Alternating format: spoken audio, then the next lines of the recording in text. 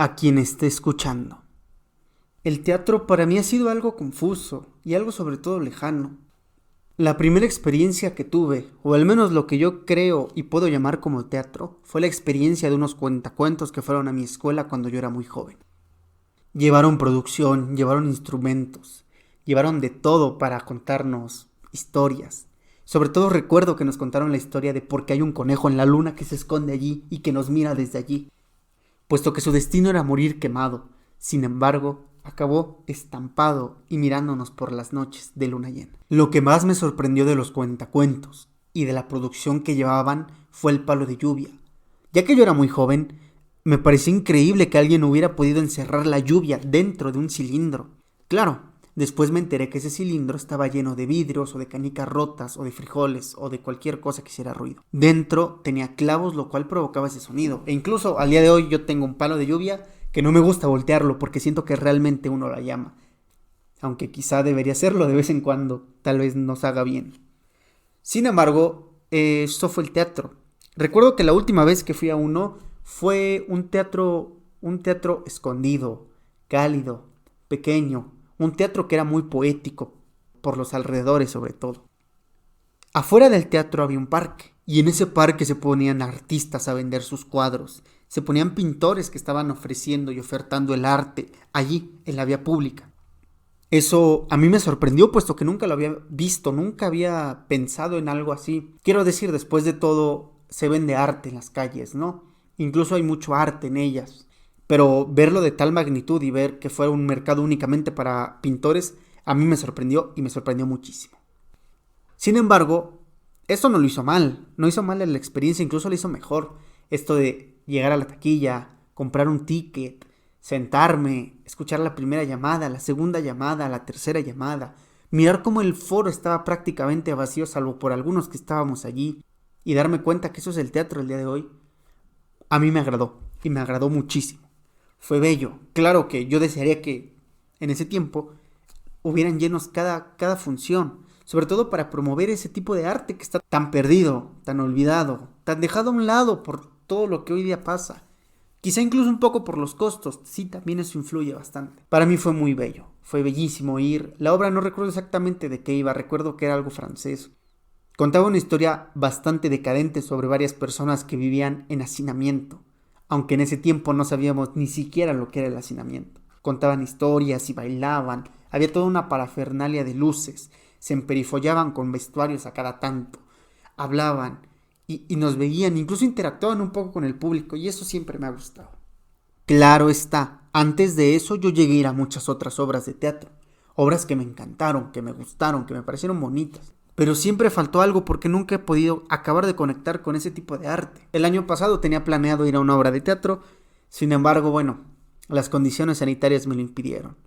Y de hecho es lo que yo también he leído en este tiempo, acerca de cómo el teatro se va a ver fuertemente, o bueno, se está viendo fuertemente afectado por las condiciones. Y esto lo leí en un artículo en el cual se hablaba sobre la peste negra y cómo esta afectó los teatros en su tiempo. Incluso haciendo mención que muchas de las obras de Shakespeare, de William Shakespeare, se vieron afectadas, aunque no recuerdo por qué pandemia con exactitud y no quiero mentir, se vieron afectadas por este tipo de cosas, por la pandemia en la cual les mandaron a tener distanciamiento social. Por otra parte, considero que este arte se ha perdido, que se ha ido diluyendo conforme pasa el tiempo, que cada día, creo, y esto es leyéndolo desde aquí, desde donde yo estoy, desde la banqueta, creo que cada día se diluye un poco más por la facilidad de accesos que tenemos al entretenimiento. Y eso abre la cartelera de formas de divertirnos. Quiero decir, antes del cine no quedaba de otra más que ir al teatro o hacer cualquier otro tipo de actividades, pero no teníamos, como sociedad, no teníamos más formas de divertirnos, más formas de entretenernos o más formas de vivirlo. Simplemente el entretenimiento se limitaba al teatro, a la ópera, cosas de ese tipo. Lo cual me recuerda mucho a la novela de La Dama de las Camelias, novela que ya he reseñado en mi blog por si a alguien le interesa. Sin embargo, me parece que eso es importante tomar en cuenta, puesto que La Dama de las Camelias ocurre en un momento en el cual el teatro es un símbolo de muchas cosas, donde va la gente, dónde van las personas con dinero, dónde van las personas de sociedad, dónde va la gente influyente de la Francia de ese momento. Paralelamente, me parece que es un libro excelente que se debe leer, tanto por la historia como por el contexto. Yo nunca puedo salirme de los contextos que existen dentro de los libros. Incluso para mí es importante saber la época en la cual están situados para así no perderme, o que el autor al menos me deje pistas y huellas que yo pueda conectar para así saber en qué año o en qué época está descrito.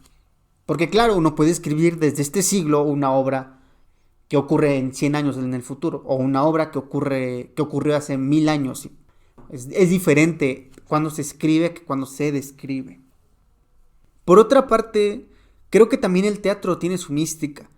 Más que nada, porque a mí me parece, y siempre me ha parecido maravilloso, el trabajo que tienen detrás. No solo hablo de los actores, que por supuesto es el rostro que vemos, sino de todo aquello que está detrás, que los hace lucir tan bien, tan vivo. Incluso parece, obviamente, bueno, yo se lo achaco a la iluminación, no sé. Parece como si fueran más reales, como si uno estuviera viendo una película en 3D, en una gran definición. Porque quiero decir, en el mundo real, bueno, siempre hay sombras, siempre hay luces, siempre hay algo que se interpone. Y ahí no. Ahí estamos viendo el reflector completamente, está encima de uno de ellos. Y eso hace que todo se vea mucho mejor, que se vea maximizado. Y esa parte me encanta. También me encantan los sonidos. Me encanta voltear a ver cómo están puestas la cantidad de bocinas, la cantidad de artilugios que hay. Toda esa parte que hay tras bambalinas es bastante increíble. Claro, eso pensando en teatros profesionales. Pero también he asistido a otros teatros al aire libre. Y el teatro se puede hacer allí. No creo ni siquiera que sea necesario un templete para que uno pueda subirse y actuar. Creo que el teatro existe porque existe la gente que va y la gente que lo hace. La gente que pone las estructuras, la gente que hace todo lo demás. Pero el teatro al aire libre es algo maravilloso, puesto que a veces rompe la rutina. Quiero decir, uno transita o transitaba de manera libre, uno encontraba ese tipo de teatro y se quedaba un rato a verlo. Con el espectáculo medieval, con el espectáculo maravilloso que rompe la rutina, que rompe con los días, que uno se puede hallar ahí. Claro, esto no tiene ni va a ser porque la máxima obra de teatro que uno pueda llegar a ver en toda su vida. Eso creo que es bastante claro.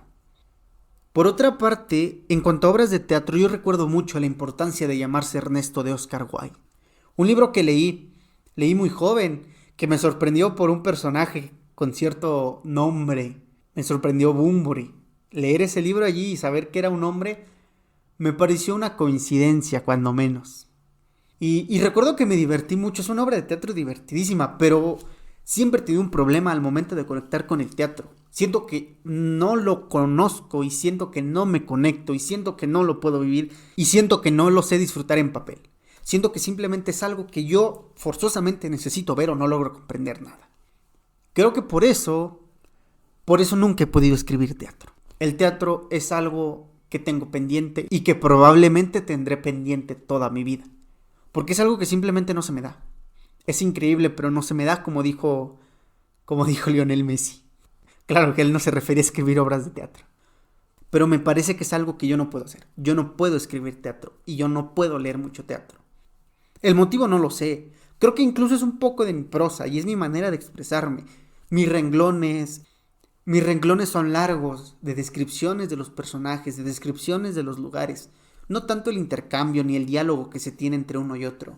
Y creo que sobre todo, por mi manera de narrar y por lo que yo he leído y quien me ha influenciado, no logro conectar con un momento en el cual únicamente haya diálogos. Y eso me duele hasta cierto punto, puesto que me ha excluido de leer mucho del Siglo de Oro y muchas otras cosas bellísimas. Claro está que el teatro es algo que también nos ha sido prohibido en estos días. Y no sé cuándo volverá, pero sé que quiero ir al teatro de nuevo. Eso lo tengo casi por seguro, porque el teatro guarda muchas historias.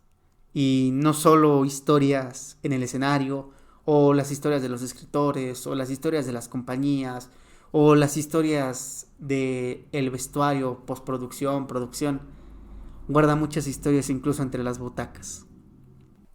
A quien haya escuchado hasta aquí, le quiero dar las gracias por haberse tomado el tiempo de escucharme hablar sobre el teatro, mi pequeña experiencia. Gracias por haberse quedado, aunque aquí no hubo ni tercera llamada ni un intermedio.